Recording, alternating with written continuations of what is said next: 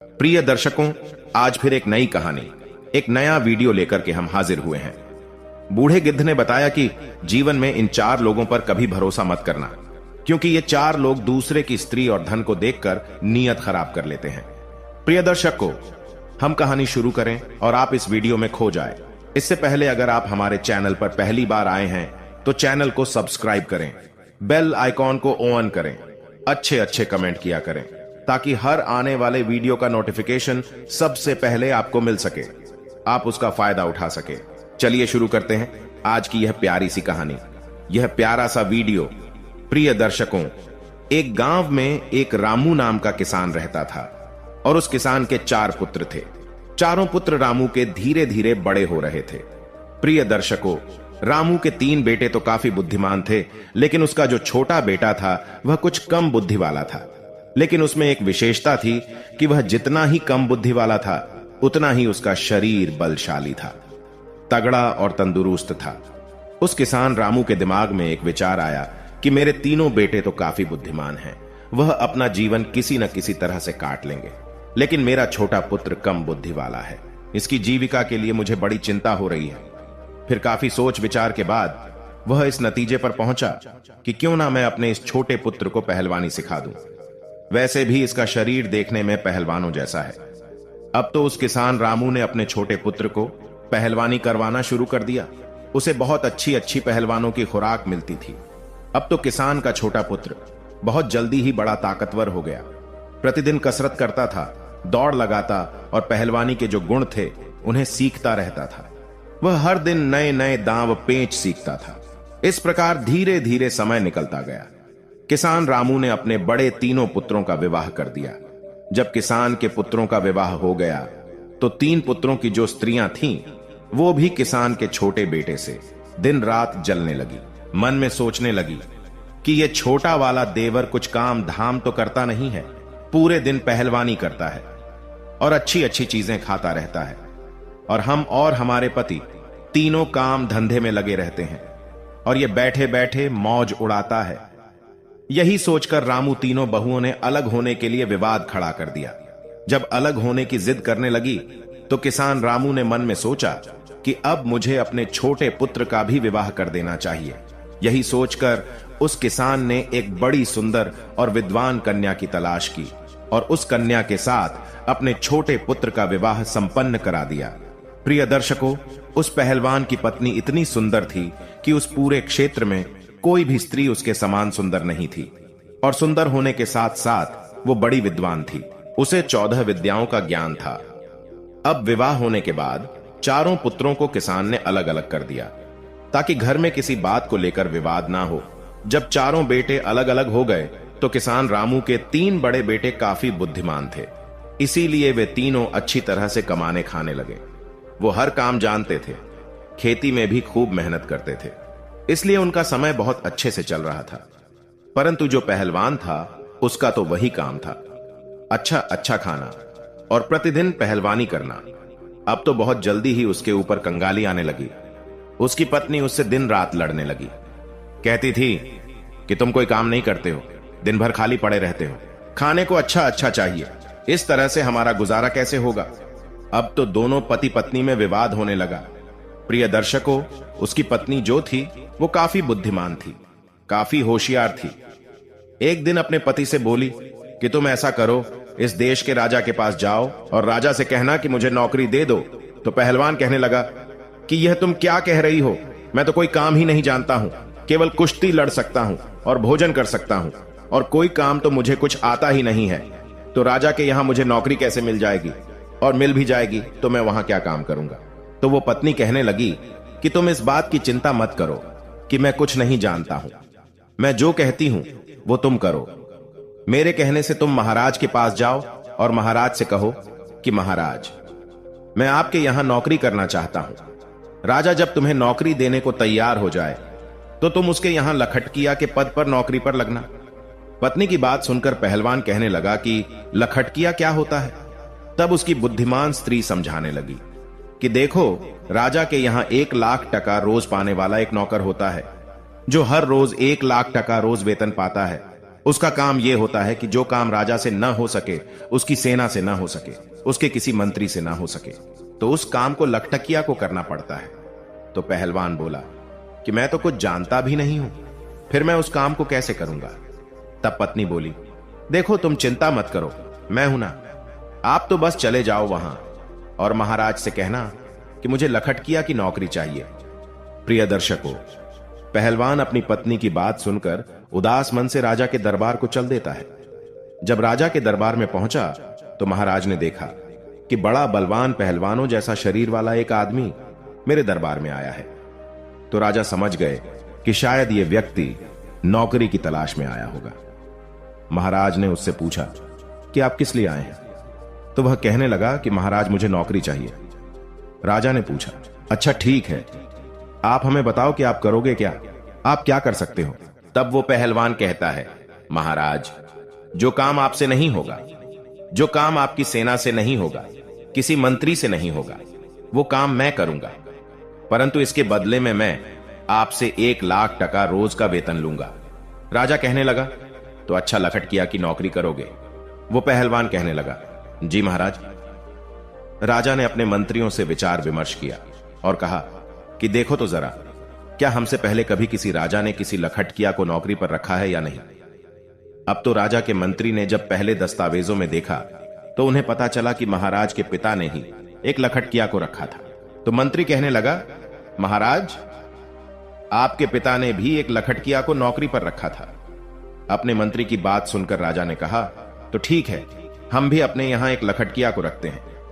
यही सोचकर राजा ने उस पहलवान को लखटकिया के रूप में अपने यहां नौकरी दे दी। लखटकिया कहने लगा, तो ठीक है महाराज, आप मुझे रहने के लिए कोई अच्छा सा कमरा दे दीजिए। जब भी कोई ऐसा काम पड़ेगा जो आपसे ना हो, आपकी सेना से ना हो, आपके किसी मंत्री से ना हो, तो आप खबर भेजकर मुझे बुलवा लेना। राजा ने उस पहलवान को अपने यहां जो शाही बाग था उसमें रहने को कह दिया। उस शाही बाग में एक बहुत सुंदर महल बना हुआ था। राजा ने कहा, हे लखटकिया, तुम इस महल में आराम से रह सकते हो, जब मुझे आवश्यकता पड़ेगी तो मैं आपको बता दूंगा। उसी दिन से वह पहलवान 1,00,000 टका वेतन रोज पाने लगा। रहने के लिए उसे राजा की तरफ से एक महल भी मिल गया। अब तो वह पहलवान बड़े ही आराम से उस राजसी महल में रहने लगा। प्रतिदिन पहलवानी करता था, बगीचे में घूमता था और आराम से सो जाता था। धीरे धीरे यूं ही कुछ वक्त बीत जाता है। एक दिन राजा और उसके मंत्री पहलवान से कहने लगे कि आज तुम हमें अपने घर लेकर चलो, हम देखना चाहते हैं कि तेरा घर कैसा है। अब तो वो पहलवान महाराज के आदेश को टाल न सका और मंत्री और राजा को लेकर अपने गांव के लिए चल देता है। वो पहलवान राजा और मंत्री को अपने घर बुला लाता है। पहलवान की पत्नी बड़ी सुंदर थी और बड़ा ही स्वादिष्ट भोजन बनाती थी। उसने देखा कि राजा और मंत्री हमारे घर आए हैं, तो उसने बड़ा ही स्वादिष्ट भोजन बनाया और उन्हें अपने हाथों से परोसा। राजा की नजर पहलवान की पत्नी पर चली गई। पहलवान की पत्नी तो सुंदर थी ही, इतनी सुंदर थी कि राजा की रानी भी उसके सामने कुछ नहीं थी।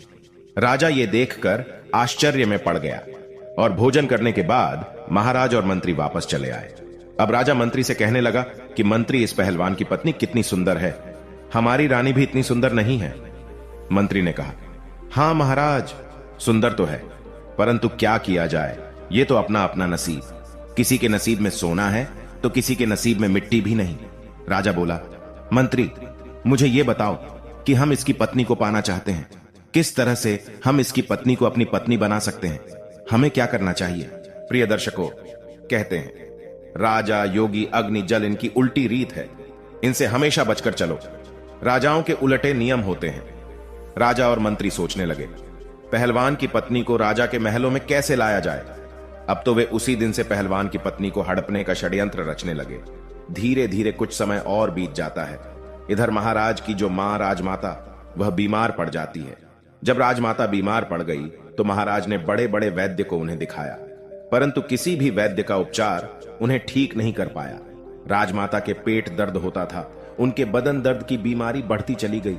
कोई भी वैद्य हकीम उनका इलाज नहीं कर सका। एक दिन एक वैद्य जी आए। मंत्री ने मन में विचार किया कि मुझे कुछ षड्यंत्र रचना चाहिए। वैद्य को देखकर मंत्री कहने लगा, वैद्य जी, हमारे महाराज की मां राजमाता बीमार है, क्या आप उनका इलाज कर सकते हैं? वैद्य ने कहा, हाँ, हम अवश्य उनका इलाज कर देंगे। मंत्री ने कहा, देखो जी, आपको इलाज मेरे अनुसार करना होगा। मंत्री ने कहा, मैं आपको 50 स्वर्ण मुद्राएं दूंगा। आप जब उनका इलाज करो तो इलाज के लिए तुम उनसे ऐसी वस्तु मंगवाना जो कहीं भी उपलब्ध ना हो।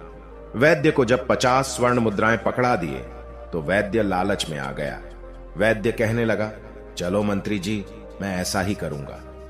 अब तो मंत्री वैद्य को लेकर राज दरबार में आता है और राजा से कहता है, महाराज, ये वैद्य जी बड़े ही माने हुए हैं। इन्हें मैं काशीपुरी से बुलाकर लाया हूं। ये वैद्य जी राजमाता का इलाज करना चाहते हैं। महाराज बोले, तब तो बड़ी ही प्रसन्नता की बात है। राजा फौरन उस वैद्य को साथ लेकर के राजपुरोहित, सेनापति और मंत्री को साथ लेकर अपनी राजमाता के पास जाता है। राजमाता का इलाज करने में वहां पहले से कई वैद्य लगे हुए थे। वैद्य जी ने राजमाता की नब्ज देखी और नब्ज देखकर राजा से कहा, हे महाराज, इनका इलाज होना अब संभव नहीं है। राजा एकदम घबरा गया, कहने लगा, क्यों वैद्य जी, क्या बात है? वैद्य जी ने कहा, हे राजन, आपकी माता को सिर्फ एक ही वस्तु ठीक कर सकती है। राजा कहने लगा, बताओ वो है क्या? वैद्य बोला, वो वस्तु बड़ी ही दुर्लभ है, इतनी आसानी से नहीं मिल सकती। राजा बोले कि आप बताओ तो सही, मैं उस औषधि को कुछ भी करके ढूंढ कर लाऊंगा। तब वैद्य जी ने बताया कि महाराज, यदि आप 4 हो रोबीला मंगवा दो तो आपकी मां ठीक हो सकती है। 4 हूर बीला को मंगाकर आप उनका तेल निकलवाएं और उस तेल की मालिश राजमाता के शरीर पर करवाएं। राजमाता बहुत जल्दी स्वस्थ हो जाएंगी। वैद्य की बात सुनकर के राजा मन में विचार करने लगा कि अवश्य हम उस हूर बीला जानवर को मंगवाएंगे। वो कहां मिलता है? वैद्य कहने लगा, वो हूर बीला हिमालय के जंगलों में मिलते हैं। वही वैद्य राजमाता का इलाज करने में लग जाता है। और महाराज दरबार में आते हैं। दरबार में आकर महाराज ने अपने समस्त सभासदों को बुलाया, मंत्रियों को बुलाया, सेनापतियों को बुलाया और उनसे कहा कि कोई भी ऐसा योद्धा है जो हूर बीला नाम के जानवर ला सके। ये बात सुनकर के कुछ समझदार व्यक्ति कहने लगे, महाराज, ये हूर बीला क्या होता है? हमने आज तक तो ये नाम नहीं सुना। राजा कहने लगे, ये कोई एक प्रजाति का जानवर है जो हिमालय के जंगलों में रहता है। राजा की बात सुनकर के संपूर्ण दरबारी चुप हो गए, क्योंकि जिस हूर बिला की बात राजा कर रहे थे, आज तक किसी ने उस जानवर को नहीं देखा था। अब तो राजा उन्हें चुपचाप देखकर मंत्री से कहने लगे कि मंत्री, ऐसे तो काम नहीं चलेगा। राजमाता को बचाने के लिए हमें हूर बीला जानवर को लाना ही होगा। मंत्री कहने लगा, महाराज, ये बड़ा अच्छा मौका है। जो पहलवान हमारे यहां 6 महीने से केवल बैठे बैठे तनख्वाह ले रहा है, वो किस दिन काम आएगा? क्यों ना ये हूर बीला उसी से मंगाया जाए। आप उसे बुलाकर उससे कहे कि वो 2 महीने के अंदर हूर बीला को लाकर दे, नहीं तो उसे फांसी पर चढ़ा दिया जाएगा। और महाराज, इस तरीके से वह हूर बीला को लेने जाएगा। अगर वो ले आता है तब तो ठीक है, राजमाता बच जाएगी। अगर वह मर जाता है तो और भी अच्छी बात है, उसकी पत्नी फिर आपके लिए रह जाएगी। आप उसे राजमहल में ले आना। राजा की नीयत तो पहले से ही पहलवान की पत्नी पर थी। राजा कहने लगा, वाह मंत्री, क्या अच्छा सुझाव दिया है। पहलवान अभी हूर बिला नहीं ला सका तो हम उसको फांसी पर चढ़ा देंगे, क्योंकि वो 6 महीने से लाख टका रोज ले रहा है। अब तो राजा ने बिना देर किए 4 सिपाही भेजे और पहलवान को अपने दरबार में बुला लिया। पहलवान महाराज के दरबार में आ जाता है। महाराज ने कहा कि हे पहलवान, तुम काफी समय से बैठे बैठे वेतन ले रहे हो, अभी तक कोई काम तुमने हमारा नहीं किया है। अब एक आवश्यक काम आ गया है। पहलवान बोला, महाराज आज्ञा कीजिए, मैं अवश्य करूंगा। तब राजा कहता है कि हमें 4 हूर बीला की जरूरत है, उनका तेल निकलवाना है और तेल निकलवा कर राजमाता के शरीर पर मालिश करनी है, जिससे उनकी बीमारी दूर हो सके। राजा की बात सुनकर पहलवान सोच में पड़ गया। कहने लगा, महाराज, मुझे कुछ समझ में नहीं आया, ये हूर बिला क्या होता है? राजा ने कहा, हम भी नहीं जानते, लेकिन तुम्हें लाना है। काफी सोच विचार के बाद पहलवान कहने लगा, महाराज, आप मुझे कुछ समय दीजिए। राजा बोले कि इसके लिए मैं आपको 1 महीने का समय देता हूं। यदि आप 1 महीने में हूर बीला को नहीं ला पाए तो आपको फांसी पर चढ़ा दिया जाएगा। पहलवान महाराज की बात सुनकर घबरा जाता है और अपने बगीचे में आता है। मंद बुद्धि का तो वह था ही। मन में विचार करने लगा कि चलो देख लूंगा, अगर कहीं मिलेगा तो हमारे पास 2 महीने का समय है। इस प्रकार 4 दिन का समय तो वह वहीं पर निकाल देता है। अब इधर राजा और मंत्री और सेनापति मन में विचार करने लगे कि लगता है वो अभी तक हूर बिला को लेने नहीं गया है। 4 दिन से आराम से बाग में सो रहा है। आप उसके पास जाइए और उससे कहिए कि वह जल्दी से जल्दी हूर बिला को लेकर आए, वरना हम उसे फांसी पर चढ़ा देंगे। ये बात सुनकर के राजा कहने लगे, ठीक है, मैं जाता हूं और देखता हूं कि वो अभी तक क्यों नहीं गया है। ऐसा विचार करके राजा उस पहलवान के घर पर जाते हैं। पहलवान ने ये बात अपनी पत्नी को कभी नहीं बताई थी। पहलवान की पत्नी बड़ी विद्वान थी। उसने एक 100 हाथ गहरा कुआं अपने आंगन में खुदवा रखा था और कुएं के ऊपर उसने एक खाट बिछा रखी थी। उस चारपाई को उसने कच्चे सूत से बनवाया था। उसके ऊपर एक बहुत सुंदर मखमली बिस्तर लगा दिया था। इधर जब राजा ने दरवाजा खटखटाया और आवाज लगाई तो पहलवान की पत्नी ने आकर दरवाजा खोला और द्वार पर राजा को देखकर कहने लगी, महाराज आप। तो उस पहलवान की पत्नी ने राजा का बड़ा स्वागत किया और कहने लगी कि महाराज आप यहीं बाहर बिराजो, मैं आपके लिए भोजन लेकर के आती हूं। मेरे पति इस समय घर पर नहीं है। राजा कहने लगा, अरे नहीं नहीं, मैं बाहर क्या करूंगा, मैं तो आपके साथ अंदर चलता हूं। अब तो राजा पहलवान के बारे में उसकी पत्नी से गलत बातें करने लगा। कहने लगा, हे सुंदरी, लगता है पहलवान आपको अच्छे से नहीं रखता है। अरे वो आपको क्या अच्छे से रखेगा, वो तो खुद दूसरे की नौकरी करता है। अगर तुम हमारे महलों की रानी होती तो जिंदगी कितनी खूबसूरत होती। राजा के मुख से जब इस तरह की मीठी मीठी बातें पहलवान की पत्नी ने सुनी तो वह समझ गई कि लगता है राजा की नीयत खराब है, इसलिए अब इनको सबक सिखाना चाहिए। पहलवान की पत्नी ने राजा से कहा कि आओ महाराज, अंदर आइए, आप ठीक कह रहे हैं, पहलवान किसी भी तरह से मेरे योग्य नहीं है। अब मैं ही उसको छोड़ दूंगी और आज से मैं तुम्हारे साथ रहूंगी। उसने और भी दिमाग से काम लिया। अब तो राजा उसकी बातों में आ गया और उसके साथ अंदर चला जाता है। उसके महल में पहलवान की पत्नी ने क्या किया, जो उसने कच्चे सूत का पलंग बनाकर कुएं के ऊपर बिछा रखा था, उसके ऊपर मखमल की चद्दर बिछा दी थी। उसने राजा से कहा कि आप इस चारपाई पर बैठिए, मैं आपकी सेवा करती हूं। जैसे ही राजा उस चारपाई पर बैठता है तो कच्चे धागे से बना हुआ वो पलंग टूटकर उसी कुएं में गिर जाता है। राजा उस कुएं में गिर जाता है। महाराज सोचने लगे कि ये क्या हुआ, अब तो मैं फंस गया। इधर महाराज नीचे गिर जाते हैं और उधर पहलवान बड़े आराम से समय पास कर रहा था। जब सुबह हुई तो पहलवान की पत्नी ने अपने अपने देवर जेठ के पुत्रों को बुलाया। उनके कई पुत्र थे। उन्हें बुलाया और उनसे कहा कि मैं आपको 2 स्वर्ण मुद्राएं दूंगी, इसमें एक व्यक्ति है, उसे बाहर निकालो। उसके पुत्रों ने उस राजा को बाहर निकाला और आदेश दिया कि इसको बांधकर इसके ऊपर 50 कोड़े लगाए जाएं। अब तो पहलवान की पत्नी के आदेश पर राजा को 50 कोड़े लगाए गए और कहा कि इसको वापस इसी कुआं में डाल दीजिए। उन पुत्रों ने वापस उसको कुएं में डाल दिया। पहलवान की पत्नी ने कहा कि 1 मटके में पानी और 2 रोटी इस कुएं में नीचे रख दो। रस्सी की सहायता से रोटी और पानी भी कुएं में पहुंचा दिया। अब तो रोजाना राजा के साथ वैसा ही व्यवहार किया जाता था। उधर राजा मन में विचार करने लगा कि अब तो मैं बहुत बुरा फंस गया हूं। अब तो उसके भतीजे रोज उसको कुएं से निकालते और 50 कोड़े मारकर फिर से कुएं में डाल देते थे। राजा को पिटते पिटते 3 से 4 दिन हो गए। राजा जब अपने दरबार में नहीं पहुंचा, अपने घर नहीं पहुंचा, तो मंत्री विचार करने लगा कि महाराज को क्या हुआ। महाराज काफी दिन से पहलवान की पत्नी के पास गए थे, न जाने क्या कर रहे हैं, मुझे भी चलकर देखना चाहिए। ऐसा विचार करके मंत्री भी चल देता है और जब काफी अंधेरा हो जाता है तो मंत्री उस पहलवान की पत्नी के महल के द्वार पर पहुंच जाता है। आवाज लगाई तो पहलवान की पत्नी बाहर आती है। बाहर आकर देखा तो राजा के मंत्री थे। मंत्री कहने लगा कि देखो, मैं राजा का मंत्री हूं और आपसे मिलने आया हूं। पहलवान की पत्नी बोली, आप क्यों आए हैं? पहलवान की पत्नी के ऊपर मंत्री की भी नीयत खराब थी। मंत्री कहने लगा कि मैं इसलिए आया हूं, देखो पहलवान तो अब मर ही जाएगा, वह जीवित नहीं रहेगा, क्योंकि वह हिमालय के जंगलों में गया है और तुम कहां अकेली यहां रहोगी। इसलिए तुम मेरे साथ चलो, मैं आपको महाराज के महलों में लेकर के चलूंगा। पहलवान की पत्नी ने जब मंत्री की बात सुनी तो वह उसके दिमाग को भी समझ गई। उसने फिर से दिमाग से काम लिया और कहने लगी, आप मेरे साथ आइए। इस प्रकार पहलवान की पत्नी मंत्री को बुलाकर अंदर ले गई और उसी खाट पर, जिस पर कच्चा सूत लगा हुआ था, उस खाट पर मंत्री को बैठा दिया। मंत्री जैसे ही खाट पर बैठा तो एकदम से कुएं के अंदर गिर पड़ा और राजा के ऊपर जाकर गिरा। राजा देखकर कहने लगा कि मंत्री जी, तुम यहां कैसे? मंत्री ने कहा, महाराज आप यहां कैसे? जवाब दिया, मैं पहलवान की पत्नी की खातिर खुशामद में हूं, अब तू भी आ गया है तो और भी अच्छा हुआ। इधर जब सुबह हुई तो पहलवान की पत्नी ने अपने जेठ के पुत्र थे, अपने कुटुंब के जो पुत्र थे उन्हें बुलवाया। उनका रोजाना का नियम बन गया था।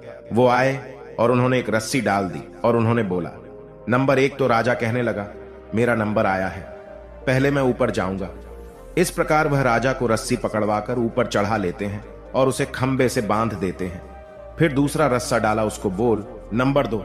तो मंत्री भी ऊपर आ गया, उसको भी खंबे से बांध दिया। फिर उनको 50-50 कोड़े लगाए, फिर से उसी कुएं में डाल दिया गया और कहा कि इनको एक मटका पानी और 4 रोटी नीचे पहुंचा दो। रस्सी की सहायता से रोटी और पानी कुएं में नीचे पहुंचा दिया। अब तो राजा और मंत्री के साथ प्रतिदिन 50-50 कोड़े बरसने लगे। उनको रोजाना कोड़ों की मार पड़ने लगी। राजा और मंत्री दोनों के शरीर से चमड़ी उतर गई थी। इसी तरह से 10 दिन निकल जाते हैं। इधर राजा के सेनापति ने विचार किया कि राजा को ढूंढने के लिए मंत्री गया था, वह भी लौटकर अभी तक नहीं आया। मुझे भी चलकर देखना चाहिए कि उनके साथ आखिर क्या हुआ है।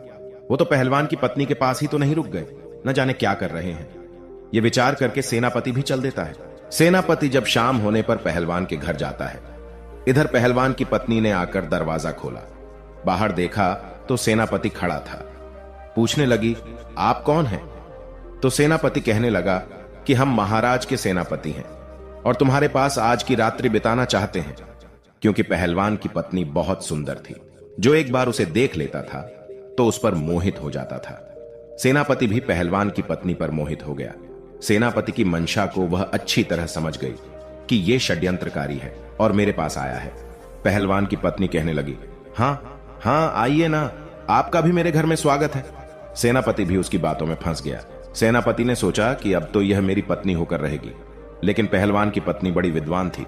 उसने उस सेनापति को भी उसी खाट पर बैठने को कहा और जैसे ही वह कच्चे सूत की खाट पर बैठा तो वह भी नीचे कुएं में गिर गया। उसमें राजा और मंत्री तो पहले से ही पड़े हुए थे। जब राजा ने और मंत्री ने सेनापति को देखा तो कहने लगे, सेनापति तुम? सेनापति बोला, जी महाराज, अरे आप भी इसी में हैं, मैं आपको ही तो ढूंढने आया था। राजा बोला, तुमने ढूंढ लिया हमें, अब सुबह देखना क्या होता है। सेनापति बोला, क्या होगा? मंत्री बोले, सुबह देखना, अभी चुपचाप सो जाओ। जब सुबह हुई तो पहलवान की पत्नी ने अपने देवर जेठ पुत्रों को बुलाया। वो सब लोग आए और उन्होंने आकर रस्सा नंबर 1 डाल दिया। उसे पकड़कर राजा ऊपर आ गया। राजा को रोज की तरह खंभे से बांध दिया। फिर दूसरा रस्सा डाला, मंत्री भी उसे पकड़कर ऊपर आ गया। इसी तरह से तीसरा रस्सा भी डालकर सेनापति को भी ऊपर निकाल दिया। इस प्रकार से पहलवान की पत्नी ने आदेश किया कि कैदी नंबर 1 को 25 कोड़े लगाए जाएं, कैदी नंबर 2 को 200 कोड़े मारे जाएं और कैदी नंबर 3 को 300 कोड़े मारे जाएं। पहलवान की पत्नी की बात सुनकर उन सभी पुत्रों ने कोड़े मारने शुरू कर दिए। कोड़ों की मार पड़ने से उनकी चमड़ी निकल आई। कोड़े मारने के बाद रस्सियों के सहारे उन्हें उसी कुएं में फिर लटका दिया। उसके बाद उन्हें पीने के लिए मटके का पानी और 6 रोटी उसमें डाल दी। धीरे धीरे समय निकलता गया। राजा, मंत्री और सेनापति तीनों को प्रतिदिन मार पड़ती थी। उनकी पीठ पर रोज कोड़े बरसते थे। अब तो वह बड़े परेशान होने लगे। कहां वह पहलवान की पत्नी को लेने आए थे और कहां उल्टे उनकी ही जान के लाले पड़ गए। अब एक दिन कोतवाल, जो राजा के कोतवाल थे, उन्होंने मन में विचार किया कि चलिए मैं भी चलकर देखता हूं कि महाराज और मंत्री और सेनापति जी अभी तक क्यों नहीं आए। जो भी पहलवान की पत्नी के पास जाता है वो लौटकर क्यों नहीं आता है। न जाने क्या कर रहे हैं वे लोग, मैं चलकर देखता हूं। ये विचार करके कोतवाल भी चल देता है। वो घोड़े पर बैठा और चल दिया। कोतवाल ने मन में विचार किया कि मैं चलकर देखता हूं कि महाराज, सेनापति और मंत्री तीनों पहलवान की पत्नी के पास रुककर क्या कर रहे हैं। ऐसा क्या है वहां। ऐसा विचार करके कोतवाल अंधेरे में पहलवान के घर जाते हैं और उसने दरवाजा खटखटाया। आवाज लगाई तो पहलवान की पत्नी समझ गई, लगता है कोई राजा के यहां से कोई आया है। उसने दरवाजा खोला तो देखा द्वार पर कोतवाल खड़ा है। यह देखकर पहलवान की पत्नी कहने लगी कि तुम कौन हो। तो उसने बताया कि हम कोतवाल हैं, राजा के यहां से आए हैं। कोतवाल ने जब पहलवान की पत्नी को देखा तो वो भी उसकी सुंदरता पर लट्टू हो गया और वो भी उसी के घर रात में रुकना चाहता था। पहलवान की पत्नी बोली कि आपका स्वागत है। उसी रात कोतवाल को भी ले जाकर उसी कच्चे सूत के पलंग पर बैठा दिया और जैसे ही कोतवाल चारपाई पर बैठा एकदम से नीचे कुएं में गिर गया। राजा, मंत्री, सेनापति पहले से ही उसमें नीचे थे। ये देखकर राजा कहने लगा, कोतवाल जी, आप भी यहां आ गए। कोतवाल ने पूछा, राजा साहब, आप यहां क्या कर रहे हैं? राजा ने कहा, सुबह देखना यहां क्या होता है। कोतवाल कहने लगा, महाराज क्या होगा? राजा ने कहा, सुबह देखना, अब आप आराम से रात्रि में विश्राम करो। इधर सुबह हुई तो पत्नी ने अपने देवर और जेठ के पुत्रों को बुलाया और 4 रस्सी उस कुएं में डलवाई। एक एक करके राजा, सेनापति, मंत्री सभी को बाहर निकाला और फिर सभी को 50-50 कोड़े मारे गए।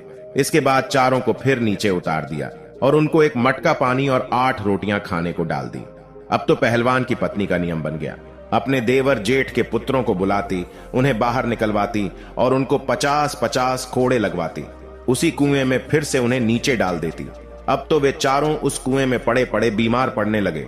अब तो राजा मन में विचार करने लगा कि यहां से कैसे छूटा जाए। अब वे मन ही मन बहुत दुखी हो रहे थे।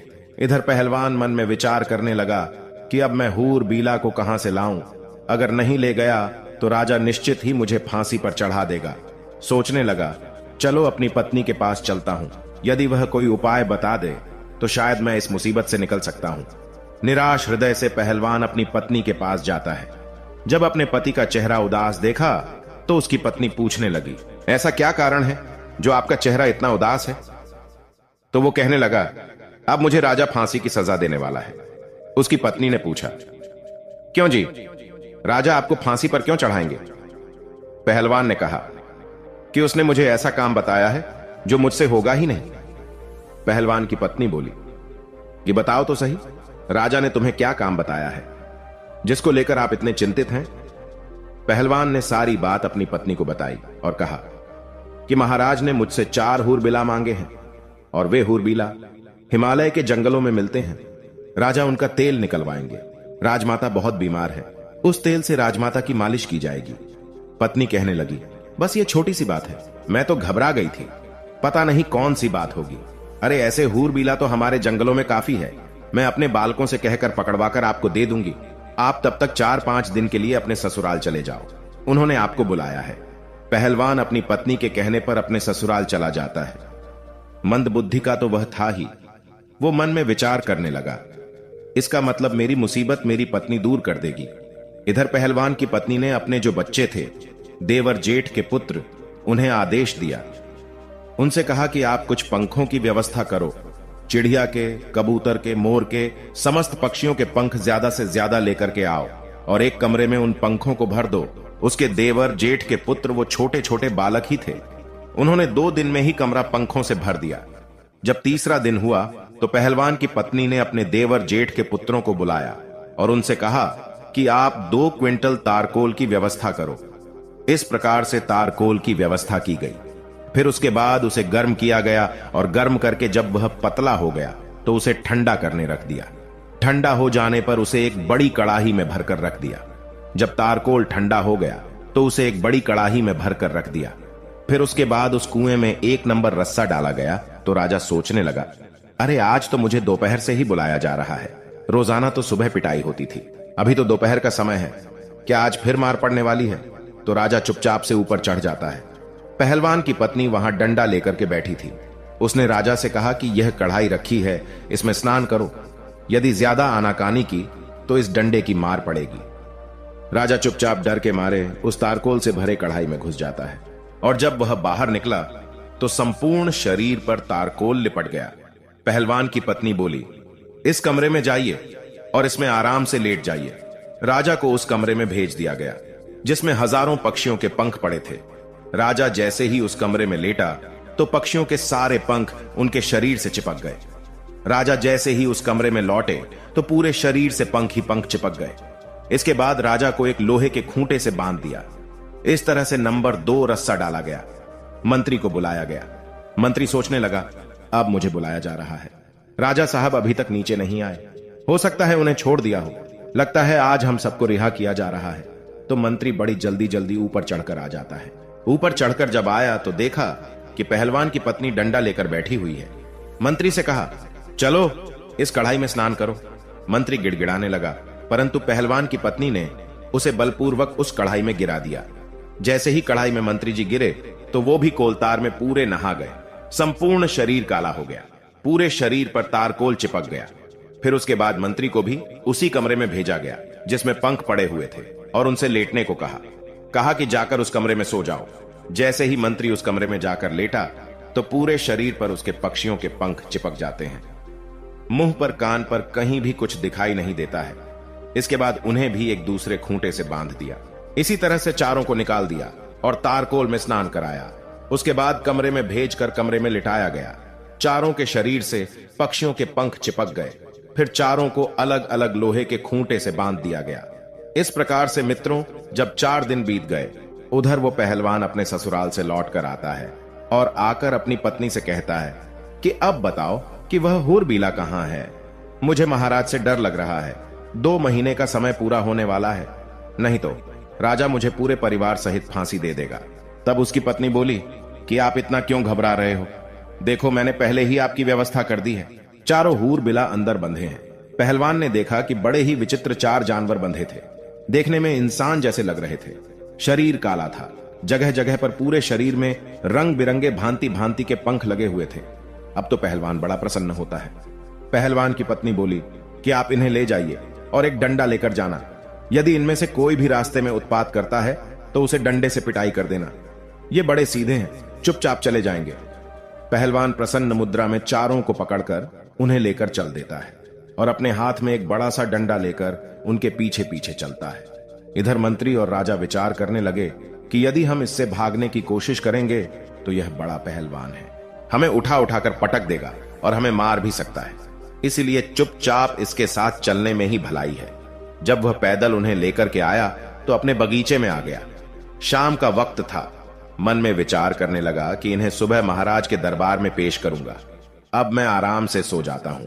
उन चारों को एक कोठरी में बंद कर देता है और एक कमरे में बंद कर दिया।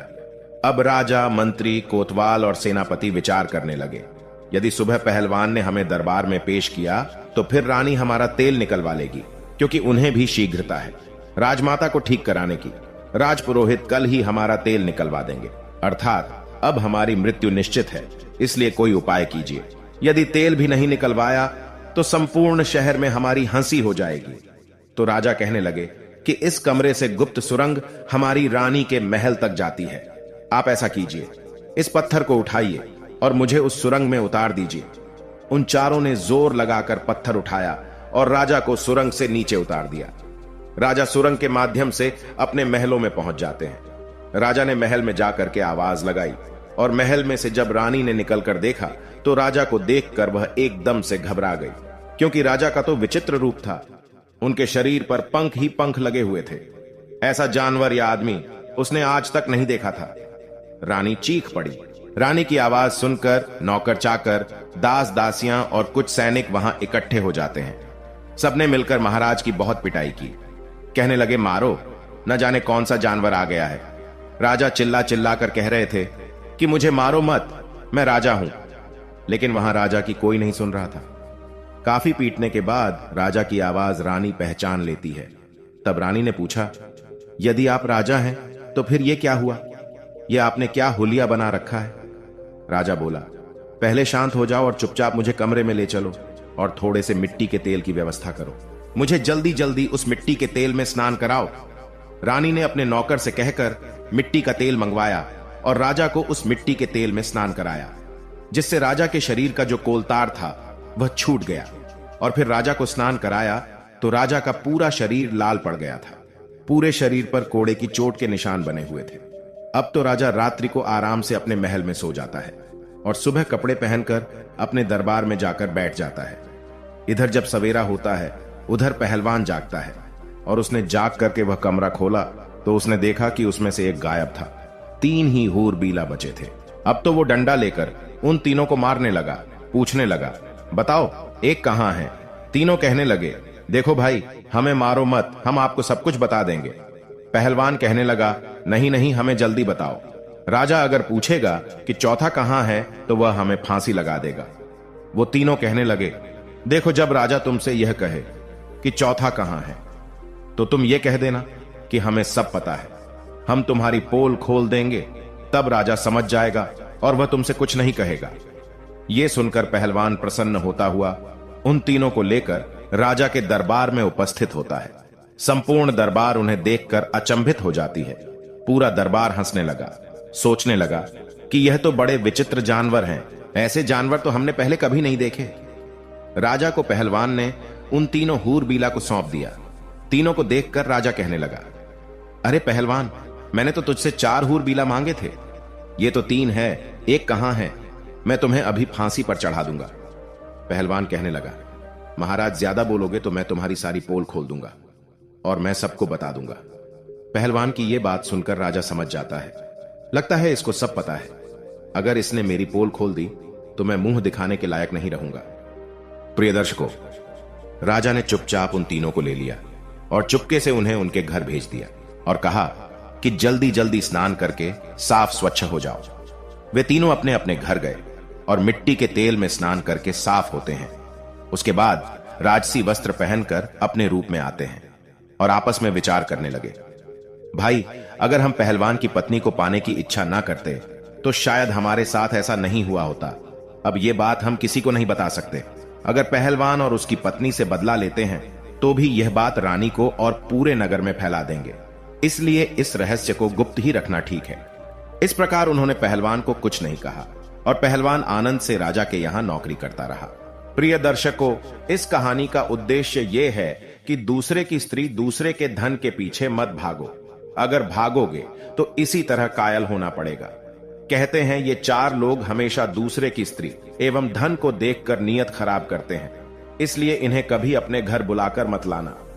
नंबर 1, जो कामी और लालची हो, जिन्होंने कभी धर्मशास्त्रों को ना पढ़ा हो और ना सुना हो, जिन्होंने कभी किसी को अपना आदर्श नहीं माना, जो धर्म से अनभिज्ञ हैं, जिनका मन चंचल है, जिन्हें ईश्वर का भय नहीं होता, जो पशु वृत्ति वाले हैं, ऐसे लोग हमेशा दूसरे की स्त्री और दूसरे के धन को देख नियत खराब करते हैं।